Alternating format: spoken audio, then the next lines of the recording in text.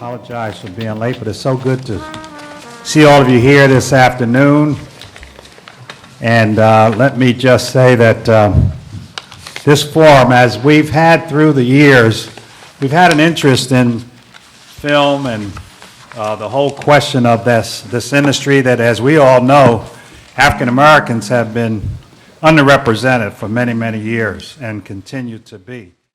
My name is Congressman Donald Payne, and certainly my pleasure to be here to join this outstanding discussion that I'm looking forward to hearing. Let me certainly begin by thanking our esteemed panelists who you'll hear introduced later, and for their presence here, but also for the time and the commitment that they have done in ensuring that African Americans and Africans are accurately depicted in film and television.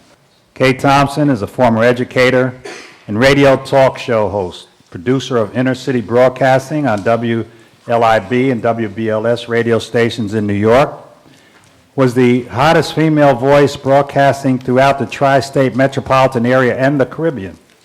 At the same time, Kay thrived in television as host and producer of several shows, including WNJU TV, WCBS TV, WABC TV, and Bermuda Broadcasting. It is really a pleasure for me to introduce now Kay Thompson.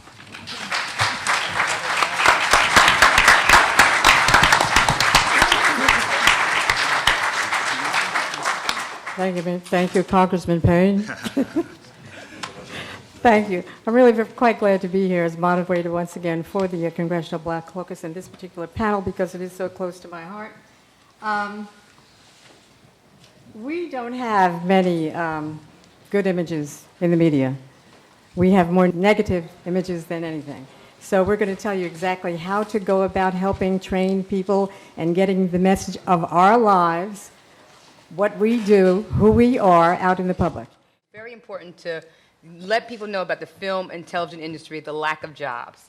The lack of jobs, we know people of color, disadvantaged people, whatever you want to call them, brown people, non-white, we just don't get the same opportunity to work in this industry. And we sit there, we support it, we go, we watch it, we do everything, but we don't get a chance to really work in it. I want to piggyback off of what Lisa said, because we are facing a crisis in our industry. In the digital age of television and emerging multi and social media, anyone can create content.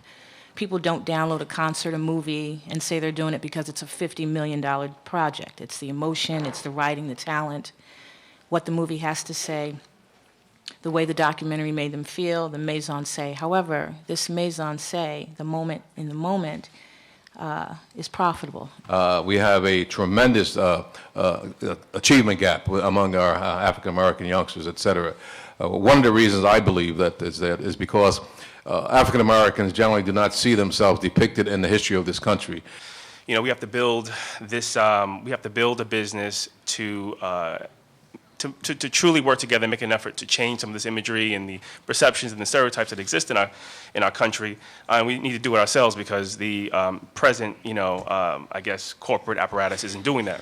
You know, so therefore I came to my uncle like 10 years ago, right, Uncle Donald, I think, and we started this panel. We had Bob Johnson, we had everybody was on this panel. We talked about it. We're still in the same place. I think we have to be really clear from point A is that this entire system was never designed to empower us, so that, when we think about the film industry, we have to be clear that some folks' interests are not ours. And it's worse because of recession. It's worse now. People really are not working. We really don't have the people that need to be in front of the camera, whether it's women, minorities, brown people, all of us. We need to see more of us in front of the camera as well as behind. It's not that content isn't being generated. It's not that folks aren't making intelligent and really artful and wonderful films. But now you have this film, who's going to show it? Who's going to distribute it? So therefore, I got in touch with this guy, actually, Nico Decker, who's supposed to be here. He sends his apologies. He's the CEO of Cape Town Film Studios. He can't make it because he just got a $100 million budget film called Judge Dredd 2. This studio is the first state-of-the-art film studio in Africa. Just like where you go to Canada and all the movies going, you heard about the runaway productions in Canada, it's in Ireland. Why not be in a brown place? And a lot of what we suspect is the case.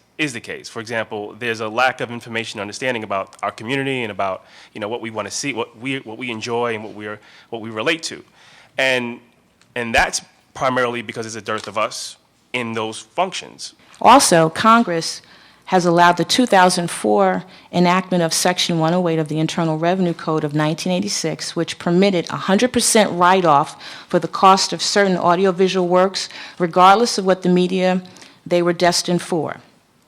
And as a result of this, you can no longer write off any of your production cost. Did an excellent job at outlining all the different kinds of ways that, our economy is undermined, because that's how the attack happens. They keep us poor by design. African American history has to be included in history being taught. As a former history teacher, it has never been compulsory. When I went to the legislature, I said, never again. We've heard that before, haven't we? Never again. But never again will our children be subjected to black sambo, black mumbo and jumbo, and never have any positive things. So I introduced legislation in New Jersey, called it the Amistad legislation, because as you recall, during that time, the movie came out about the Amistad. And I said, in order to get attention to this legislation, let me call it something like that. The story of the Amistad is the story of the triumph of justice over injustice. Well, the Amistad legislation is also the same thing. It's a triumph of truth over falsehoods, etc.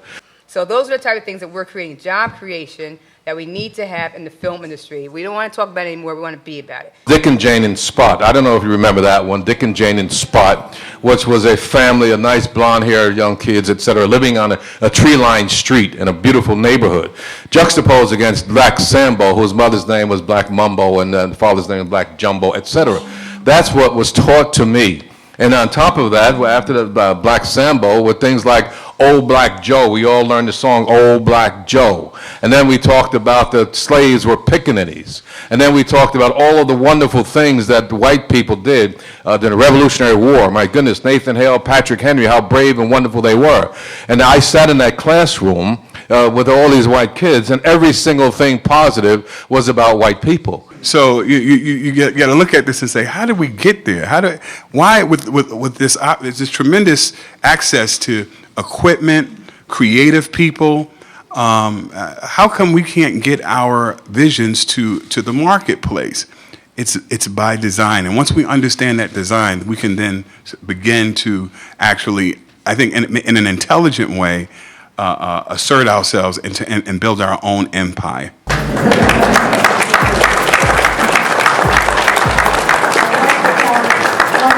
People standing around, there are seats. If you're sitting next to a seat, empty seat, please raise your hand so people can see where they are and come and be seated, please.